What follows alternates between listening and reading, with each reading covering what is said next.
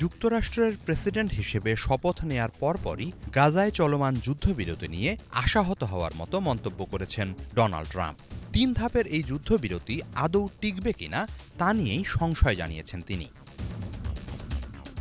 সোমবার দ্বিতীয় মেয়াদে প্রেসিডেন্ট হিসেবে শপথ নেয়ার পর রেকর্ড সংখ্যক নির্বাহী আদেশে স্বাক্ষর করেন ট্রাম্প। সে সময় গাজার যুদ্ধবিরতি প্রসঙ্গে এক প্রশ্নের জবাবে তিনি বলেন, এই যুদ্ধবিরতি পুরোপুরি সফল করার ব্যাপারে তিনি আত্মবিশ্বাসী নন। এটি যুক্তরাষ্ট্রের নিজস্ব যুদ্ধ নয়, অন্যদের যুদ্ধ। তবে হামাস খুবই দুর্বল হয়ে পড়েছে বলে মন্তব্য করেন তিনি।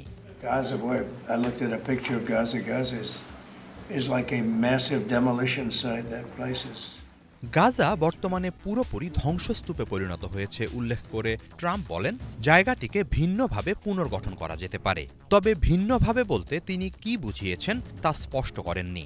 সমুদ্র পাড়ের এই উপত্যকাকে ভৌগোলিক ও জলবায়ুগত দিক থেকে খুবই লোভনীয় একটি জায়গা বলে অভিহিত করেন ট্রাম্প।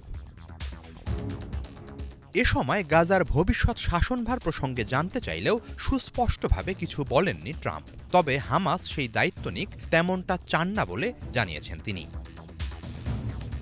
এদিকে প্রথম দিনই নির্বাহী আদেশের মাধ্যমে পশ্চিম তীরে অবৈধ ইহুদি দখলদারদের ওপর আরোপ করা জো বাইডেন প্রশাসনের বিভিন্ন নিষেধাজ্ঞা প্রত্যাহার করেছেন ট্রাম্প। অথচ রবিবার গাজায় যুদ্ধবিরতি শুরু হওয়ার পরপরই একদল ইহুদি দখলদার পশ্চিম তীরে হামলা চালিয়েছে।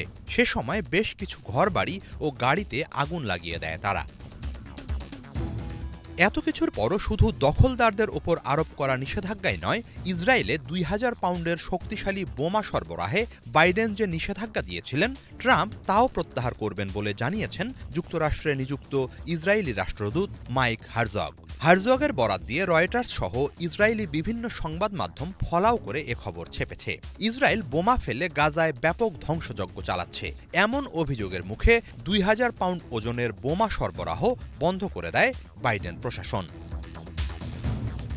এদিকে যুক্তরাষ্ট্রের নতুন প্রেসিডেন্ট হিসেবে ট্রাম্পকে উষ্ণ অভ্যর্থনা জানিয়েছেন ইসরায়েলের প্রধানমন্ত্রী বেনিয়ামিন নেতানিয়াহু। এই দফায় ইসরায়েল যুক্তরাষ্ট্র সম্পর্ক নতুন উচ্চতায় পৌঁছাবে আশাবাদ জানিয়ে নেতানিয়াহু বলেন, তিনি আত্মবিশ্বাসী ট্রাম্পের শাসনামলে ইরান ও তার তথাকথিত প্রতিরোধ অক্ষকে পরাজিত করবে যুক্তরাষ্ট্র ও ইসরায়েল, আর এর মধ্য দিয়েই নতুন এক যুগে প্রবেশ করবে মধ্যপ্রাচ্য। হিজল জোবায়ের, বাংলা ভিশন।